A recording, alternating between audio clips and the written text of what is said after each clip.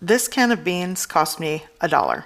Beans have hit the mainstream trends, and I'm not surprised. Some people are catching on to what a lot of us have always known, that the humble bean is the ultimate culinary powerhouse. It's a lifeline that just happens to be a luxury when treated with a little intention. And this first recipe takes little ingredients that I always keep in my kitchen, and that's my version of Cacio e Pepe beans. Here I'm starting off with black peppercorns. I'm going to grind them up, and if you just have black pepper, that works as well. But if you have the peppercorns, it's so aromatic and fragrant. Next, a can of beans. I'm going to open these up, drain, and rinse well. Cacio e Pepe is a pasta dish, and it translates to cheese and pepper, but I am taking that same concept and making it with beans. I'm adding water to my beans. You could add broth of some sort, but I'm keeping it simple. Here I'm adding some salt, and now I'm just going to simmer these. I'm preheating my oven to 425 degrees Fahrenheit because I want crusty bread to go with this meal. And into the oven this goes. I'm going to watch that closely. It's not going to take very long to get crispy and crusty. So here I'm going to stir and just start mashing half of the beans. And you'll notice the liquid starts to look starchy, kind of like starchy pasta water. So as that simmers, I'm going to add some of my black peppercorns that I crushed and just add that in to taste. And I'm just going to give that a mix and continue to simmer. Here I'm working with pecorino romano. I'm just going to cut what I think I need. I'm not really measuring, and I'm just going to grate or shred this. Here I have this little shredder wheel. I don't even know what you call this, to grate the cheese. And I'm just gonna eyeball things and add that right on top. I would say if you have it pre-shredded or pre-grated, just go with like a couple of tablespoons and taste it and adjust to your preference. Here I'm adding a little more cracked pepper, give that a mix, and it's going to start to emulsify and get creamy. Here I'm adding some salt to taste. I'm also going to add some more pepper and just simmer until it's like this, just creamy and delicious. Now for my crusty bread, which I toasted and baked perfectly. And now it's time to dig in. This easily serves 2 people with bread, but it's so easy to make. I think it's budget friendly if you have everything in your pantry, and it's satiating. It's so delicious. 2026 is definitely the year of beans. Not only are people looking for economical ways to budget their food expenses and make meals, but beans are just good for you. Fiber, healthy, and delicious. I'm making the ultimate Marry Me butter beans my way. These are so good. Some would call this a girl dinner. I just call this a good meal. And I'm working with 2 cans of butter beans. I like to opt to add fire roasted squash, zucchini, onions, and bell peppers, but you can add the spinach. Okay, so I'm going to prep the ingredients. I'm chopping 1 small onion, 3 cloves of garlic, and I am going to add some ghee or clarified butter. A tablespoon of cooking oil or butter works, and be sure to check the description below for ingredients. Here I'm going to add my diced onion, and I'm going to begin the saute. I'll probably add a pinch of salt.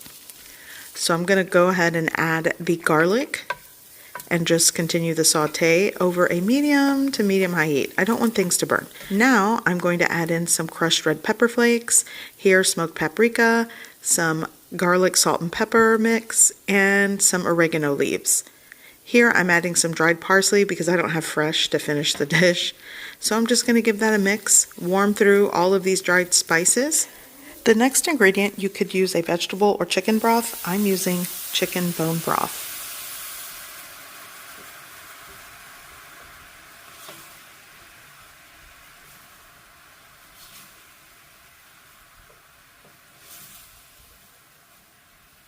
Now for the butter beans. Going in, 2 cans that I've drained.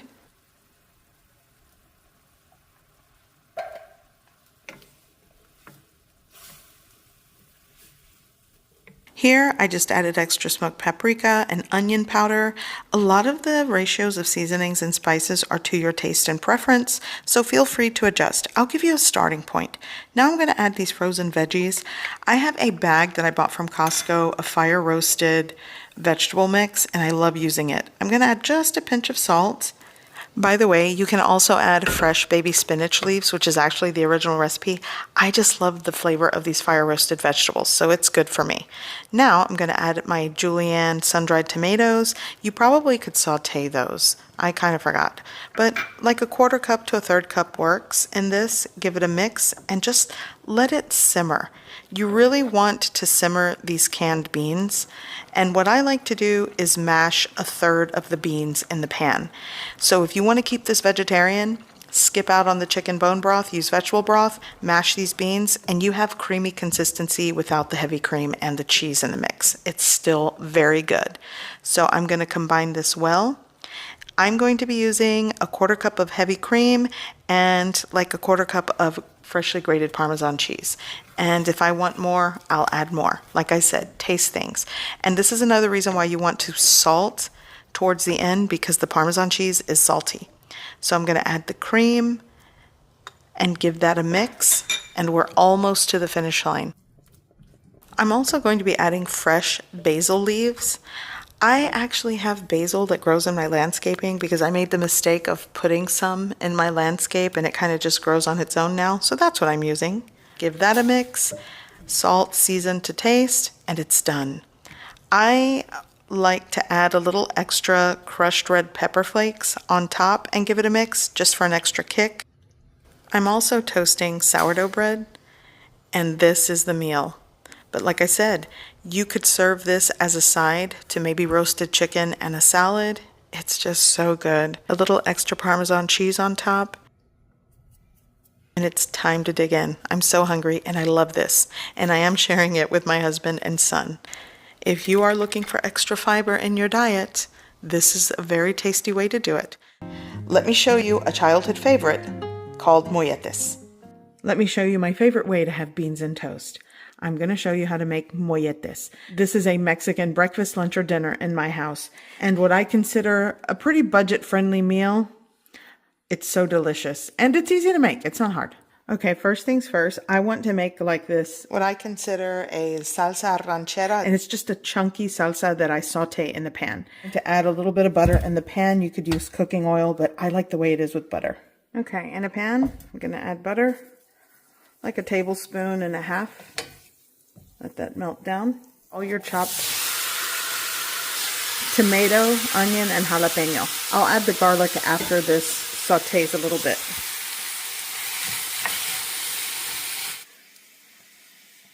Some salt. And just cook this down. For the beans, I'm going to add them to a small pot with cooking oil.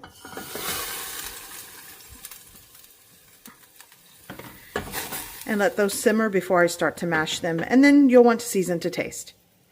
Now I'm going to add the garlic. This is 2 cloves of garlic. And you can add more jalapeno into the mix. I just had the one and it'll do. I'm going to turn this on and let it preheat.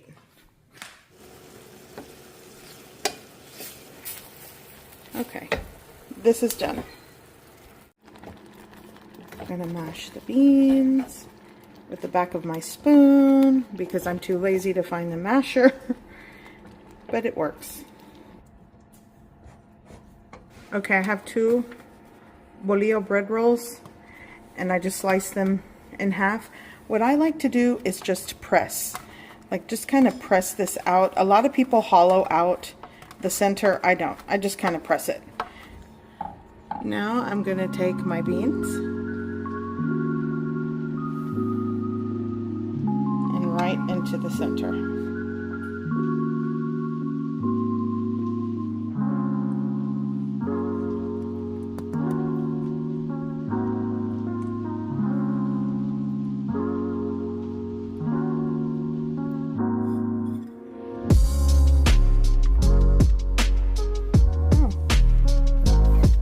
I'm going to try to get some over here.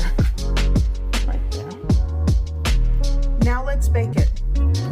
Okay, this is done.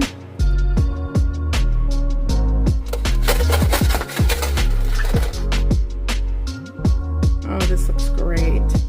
So now you take your little chunky salsa ranchero, I don't know, you can call it what you want, and then you put it right on top. Now I like to add some Mexican cream right on top. Actually, this one is Salvadorian cream. I'm gonna add some fresh avocado. And here's the mollete.